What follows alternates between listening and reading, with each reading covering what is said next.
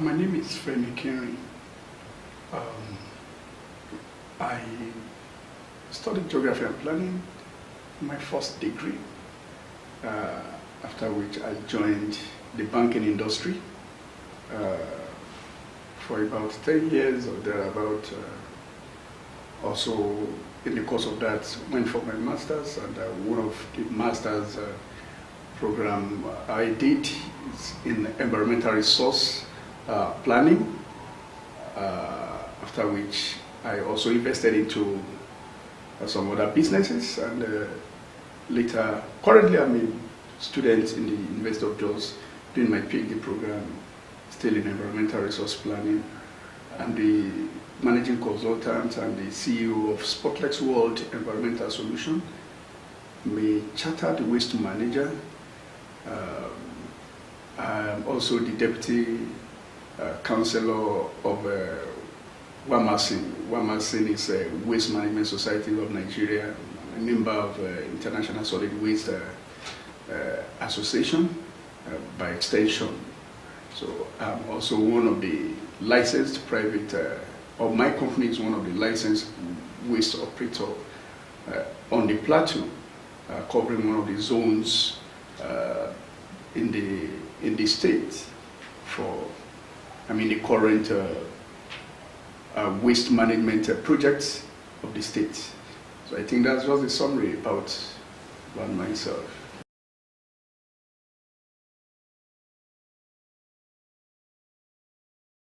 When they say some are born with silver spoon, then I would say that we weren't even born with spoon at all in our own case.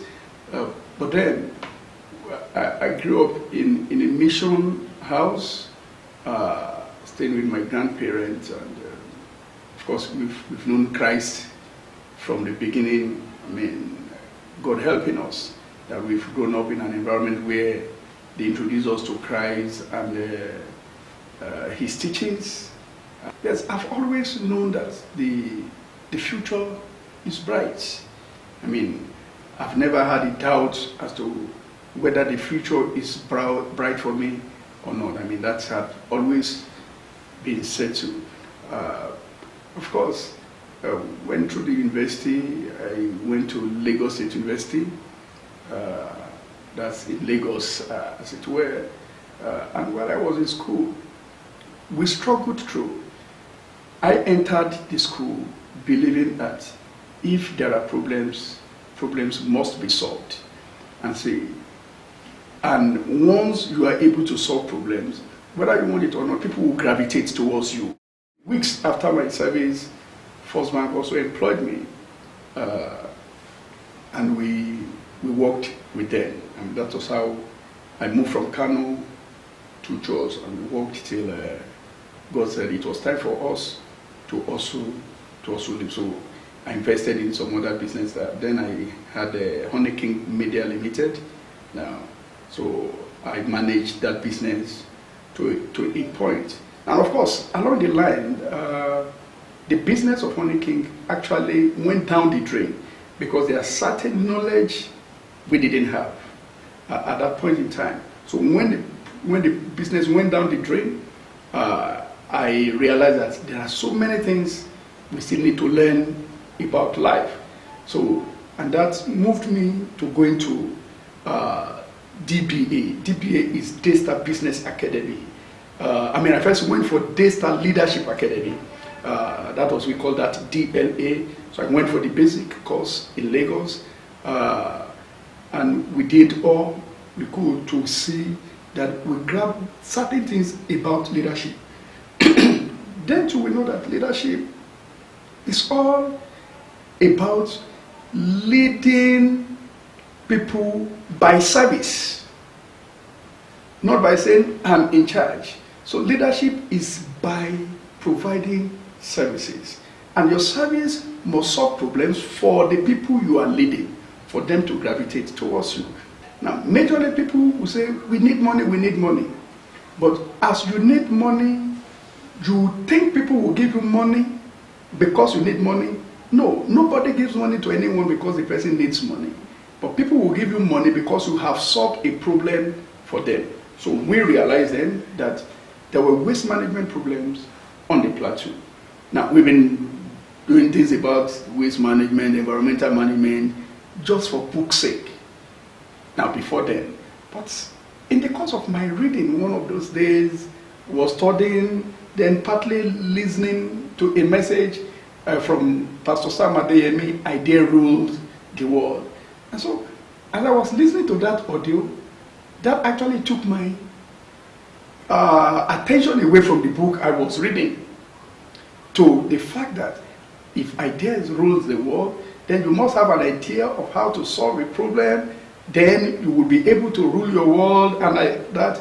So I said, oh, what I'm reading is actually about waste management for academic purpose. And so then I took out time to ask, okay, who picks my waste from my home?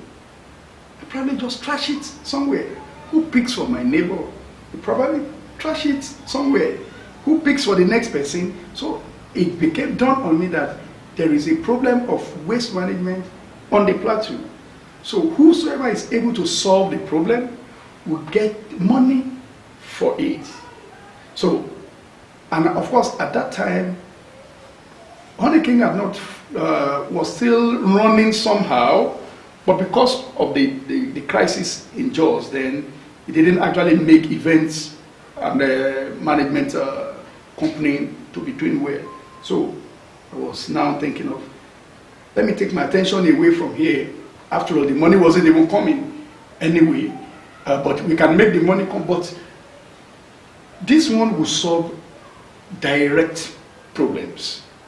So we now look for how we will solve the problems. Now, I studied more from what I have known. When you burn it constitutes health challenge to you. When you just trash it constitutes health challenge to you. It affects the environment on the global scale and so on and so forth.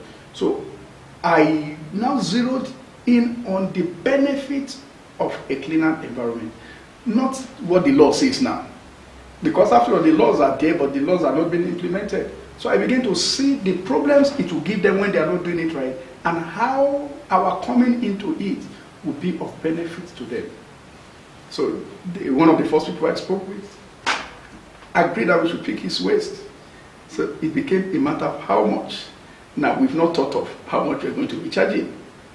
Because I never thought I was going to have it that easy. Because from the very day I had that conviction, that rema, the following day, I didn't allow it to wait. I took action immediately. The very following day was when I went out, said that we can do it. So when he asked, how much is it going to cost? I said, 500 naira per month. And if you pay me 5,000 naira, I will work for you for 1 full year instead of 6,000. He said, that makes sense. Discount? So immediately he paid for 1 year. I don't even have I don't have the vehicles to actually move it at that time. So, but I took action, moved to the next person. So the next person gave me his money, and like that, and like that. So we would use much more than what people have paid to hire a vehicle, or we use the vehicles we have at that time, try to do a kind of a makeshift kind of a movement for those wastes. And gradually, the number of collection points we have had gone beyond what we can privately use our own personal vehicles to manage, or begin to hire other people to do it. From there, we moved on, got other vehicles. We bought, let me call it, a moribund vehicle that actually taught me, that made me look more like a mechanic, like a car owner. Because I spent more time with the mechanics than actually being able to use it. But then, of course, we focused on the fact that this is where we're going. The occasion we have to use tricycles, keke napep. We will go to your house, get the waste, put it in bags. We'll get sacks, put it in bags, get something, line it inside the tricycles, and begin to put the waste there. So I was practically doing it myself and my wife. So we would do that, and we kept moving. Now, customer base began to expand. Now, the issue of now being able to manage the business very well now came up again. And lo and behold, Daystar was also doing Daystar Business Academy. So I went for the module 1 because it's actually, that one is actually a thorough business school. I will teach you how to write your business plan, how to do a lot of things about a business startup. So I did that. So I was always going from Jos to Lagos to offer any course that is available. Sometimes in Lagos, in Abuja, anyway. Now, it became a very serious drive and search for knowledge. At the time, I had to go to Lagos and do kind of internship with companies that are managing ways, go to Loma, because the more you know about what you are doing, the further you can go. So I never allowed it to enter into my head that you own masters, you're doing a PhD, and so what? That I don't want to be a professor, I want to be a professional. So, because professor may teach professionals, and professional will make the money, and professor keeps going on strike because there's no enough money in what they are doing. So I want to be a professional, doing it very well. And so we kept moving. And before we knew what was happening, we became well accepted in Jos, even in obscure areas, and almost every part of Jos. Now, people will call us, come and manage our waste. So we started that with waste management.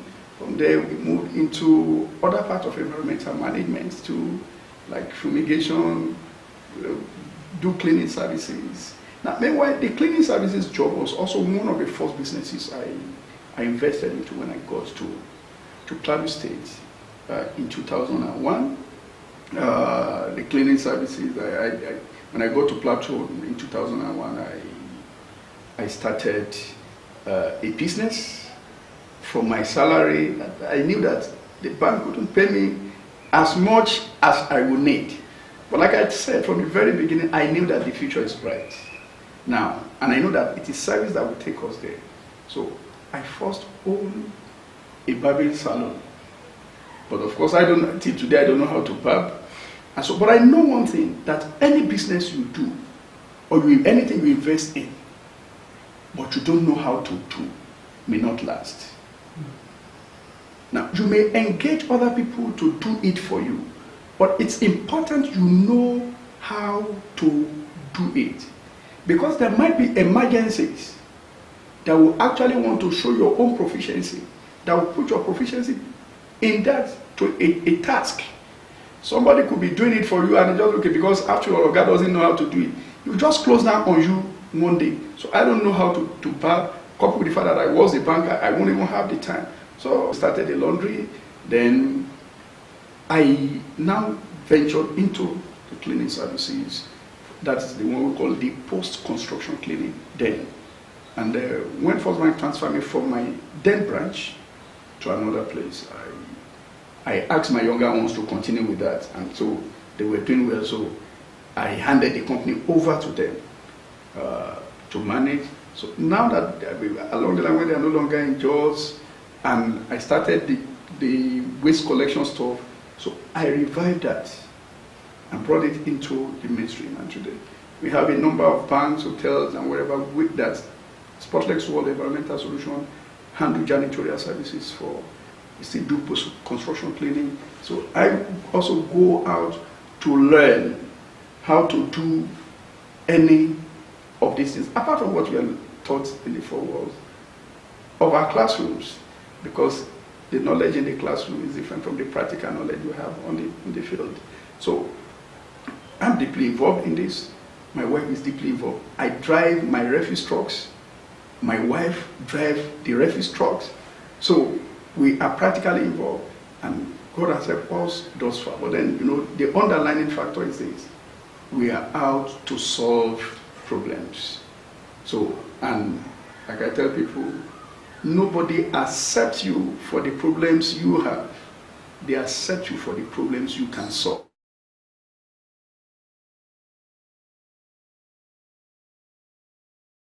from the very day I joined banking, I told those who were close to me, I wasn't married, but I had my fiancée then, we were already in a relationship. I also told my parents, 10 years, I will leave.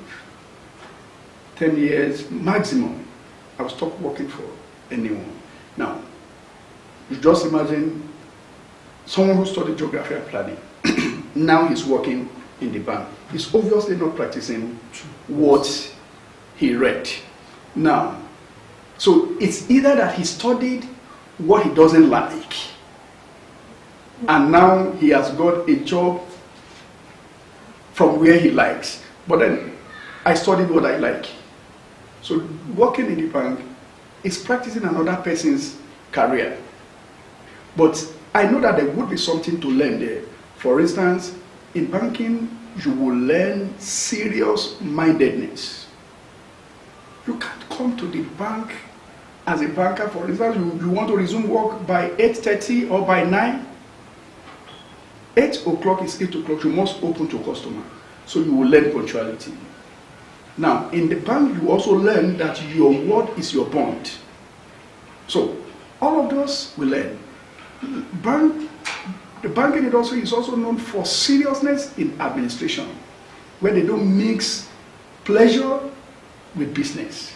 So I learned all of those things. And so when I felt I have learned enough, when God says it's enough, now move. It is now for me to be able to domesticate that, to internalize whatsoever I've learned at that place, to do what I have the passion to do. I've always loved environmental management, and I knew from the day I joined the bank that I would never become the managing director of the bank, but I can become the managing director of my business. So throughout my stay in the bank, I never went to do maybe ICANN or becoming a chartered banker. It wasn't my focus. So I say, there is a limit to what you can get working for another person. You can only get rich, quote and unquote. You can't get wealthy working for another person. You may get promoted. They may give you awards. But when you are managing your own business, you can use your own idea to the fullest.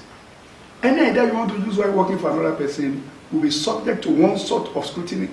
If you say you are a mover and shaker, if your upline, maybe your boss or whatever, feels that he wants to sabotage whatsoever concept you have, he would. But in my business, I am the alpha and the omega, so to speak. So, as a result of that, I think it is always better to be an investor. Another reason is this. Everybody cry, no job, no job, no job. And I always say no. There are jobs. Let's say no idea, no idea, no idea. So if I leave the bank, automatically I have created a room for someone to come and fill that vacancy. So one problem solved for another person. So coming to start your own business, it will get to a place that you can't do it alone. You will become an employer of labor. Then you are contributing better quota to the environment. So now, if I continue working for someone because I earn salary, it may not be the best for my future. The reason many people keep working for other people, paid job, is for the fear of the unknown. And they always ask the wrong question. If I start this business, what if it fails? But why not ask the correct question? What if it succeeds? Working for someone else, let's assume that my salary is 1 million per month. If anyone will pay you that, let's say 1 million per month. Now, no matter how much I try, maybe sometimes, okay, your assignment will require that you have some commissions and whatever. Remember that commission is a percentage. of what you give to your employer. Now, what happens when the business is mine? And I'm the one paying that 1% to another person I've employed. And I'm taking 99% of what he has brought in. And I also use my own sense with what God has helped me with to also get some other businesses. There are months I could earn 1 billion. There are months I could hit 2 billion. That would double what I could possibly get by working for someone else. Remember, someone said, why will you leave banking where you are well paid and now you are packing waste? And one of the things I told the person is this: now that I'm packing waste, if they call the meeting of CEOs, I can be there. As a banker, if I am there, I am representing somebody. But here if I'm there, I'm representing myself. I said that is number one. Number two, working here, I am driving my own passion. And remember, anything, any vision you have, if it is backed with vision, mission will be accomplished. So I have passion for this, coupled with the vision I have for a cleaner environment. And I tell you today, I've gone places managing waste. Start with people that matter, start with governors, start with ministers. I've had to speak for them to listen to me. I've had to consult for people of various levels, managing what you call waste. Like I tell people, they call it waste, I call it wealth. Some call it trash, I call it treasure. So now, we are into this, also understanding that whether you want it or not, no matter how biting the recession is, people will generate waste. We are always needed. Recession may make banking industry to fold up. Recession can never make waste management industry to fold up. It is not possible. You only continue to see it in various dimensions. So, at the time we left banking, we knew that the banking industry itself was getting threatened. So, we move into an industry we know can never be threatened. That's number one. We also moved into an industry where we know we can soar higher than the so-called prestigious banking world. I call it the so-called prestigious banking world because every banker knows how much his salary is. But at the beginning, it wasn't funny, I must say it. It was not funny. But today, we're happier. And those we left there are envious of us, but they have not started because we are still moving.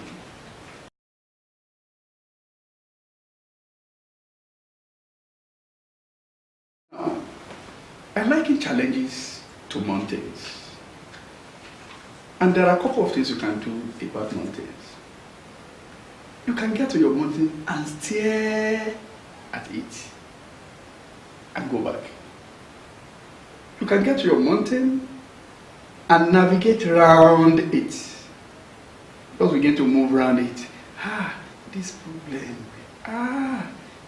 Will it not finish me like this? This problem is not surmountable. In fact, nobody had ever encountered this kind of a problem before. You begin to analyze the problem. And like I said, that too much of analysis leads to paralysis. So you move around the problems over and over and say, Kai, and let me go back. Another thing you can do to the mountain is to push the mountain. Now, you know that the mountain is actually, fixed to the ground. But the more you push it, you discover that you get stronger because you begin to develop muscles. Now, you may not be able to move it, but when you get to the next one, you are stronger than you were. So smaller problems that may otherwise make you turn back before, you now have the strength to carry because you have gymmed with the previous mountains. Now you develop more strength, you develop more power, so you are able to now lift it. Also, of those mountains, see the fact that, see muscles, see sparks. They see you without you even trying to touch them. They move away from you. Now, that's one of the things your mountains can do. Another thing your mountain can help you do is when you climb on the mountains of mountain. I know you won't move, but I have studied everything. I know where I can put my toe here, where I can put my feet here, and I eventually climb to this mountain. Now, when I get to the top of the mountains, certain things will happen. You are able to see ahead of the mountain. You are able to see far behind. You are able to see far ahead. That's one. Now, two, people who wouldn't have seen you because you are now at the top of a mountain, they can see you.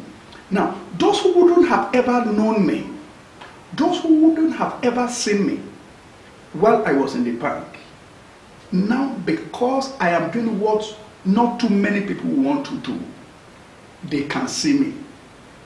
Because I am doing what not too many people will also want to do, I can see some people I wouldn't have ever seen. Now, I've never been intimidated by any mountain. That's just the truth. I see the problem, and I will say like David said before Goliath, bear, lion, we've killed those ones. You also move now. You will also be like one of them. So, and you move on. Now, we have the faith we will be able to provide any mountain. So, when we see any mountain, when we see any challenge, the first thing that comes to mind is that it has a solution. So, if it has a solution, it's just that I don't know the solution. I research into those challenges. You study the problems. You know more about it. Study about how others have overcome it before. They are always there. There are people around you who have, if they have not succeeded in it, they have failed in it. Go and learn from them how they failed. So that you don't pass through the road, they pass through to fail. So you already know how to fail. If you are yet to know how to succeed, since you know how to fail, you decide not to pass through that route to failure, then you can surmount the mountain. So we come across challenges. We rejoice at those challenges. We don't get overwhelmed. Let me give you some of the challenges. I bought a vehicle, and that was my last. I spent all I had to buy the vehicle in order to move waste. And it wasn't really giving me results. I could sit down there and begin to cry. The next thing that came to my mind is, how do I move on from here? So, what do I do? What is the alternative? What concerns customer is for me to move their waste. How I move it does not concern them. So, I walked up to, in fact my wife did, she walked up to one keke napep person. That's the tricycle for conveying passengers. And said, okay, now if you could help us move waste to social place, this is how we're going to be paying you. So she will first go around, stock those waste in sacks. When the keke comes, she will put them in the keke, keep loading them. Now, we are solving the problems. Customers are paying us. Now, gradually, we move from that point. I now realize how I had an Infinity Jeep. It's not bringing me money.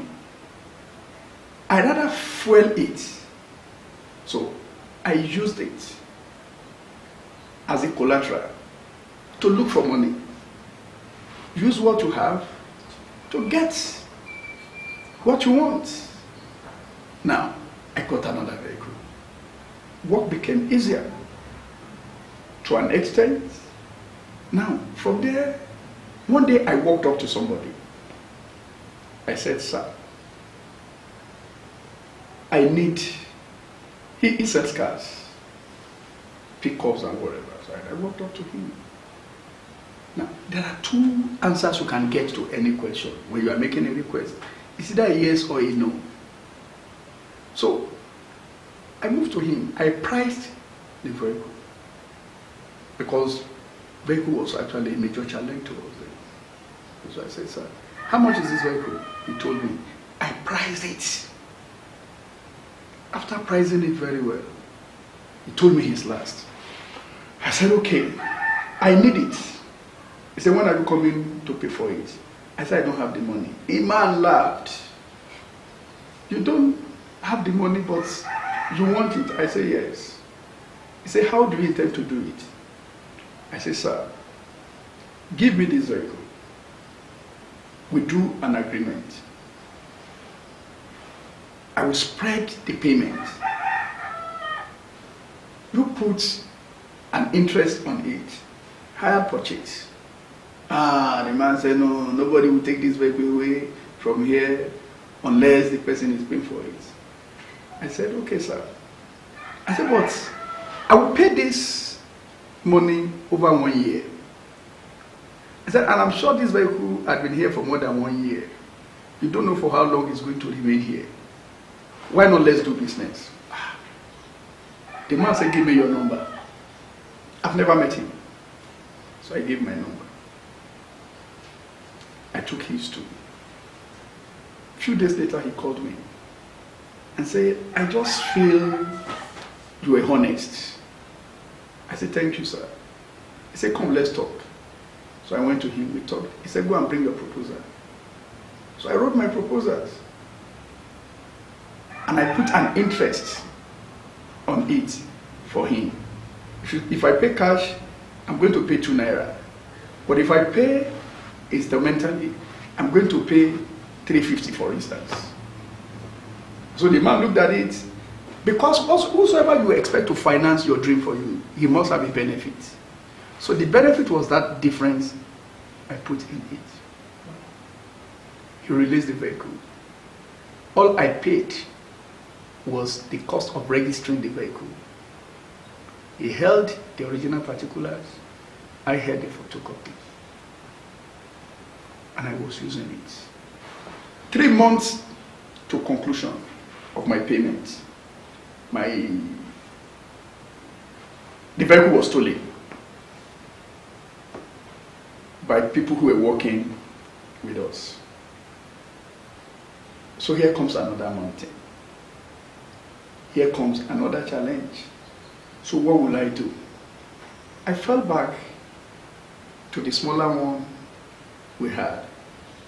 Smaller, though stronger. So we keep using it. And you see, when I tell people that life is all about solving problems, there are people I have met in the course of the business who I could have seen as competitors. But I refuse to see them as competitors. I saw them as co-players in the business. So I used to see this guy, I used to see his workers sometimes when they are working. So I advise them on how they can make this business better. I've never seen the guy who owns the business. Sometimes I have some materials that could be beneficial. I give it to his workers. I say, give it to your guy. He might find some things that could be good for him in the course of this business here. So, and the guy never called me. I never called him, but I kept sending messages to his workers. And the day after my vehicle was taken away, the guy just called. I said, I want to see you. I said, okay. At the moment, I'm in the police station. I have some issues I want to trash out. He said, I could even come and meet you there. I said, even if you come here now, I will see you, but I'm not actually, I may not be able to discuss with you. Can we meet tomorrow? He said, no problem, sir. The following day he called me. When he called me, he said he does this and that, and he will want us to partner. How? He said he will lean on me for advice or whatever. He wants to take me like his brother and whatever. I said, no problem. But I was in my own distress. So I gave him advice on what he needed. And along the line, he now said, sir, I only use the vehicle I have on Saturdays alone because my client base is very few. He said, just in case at any time you want to use my vehicle, just fuel it and use it.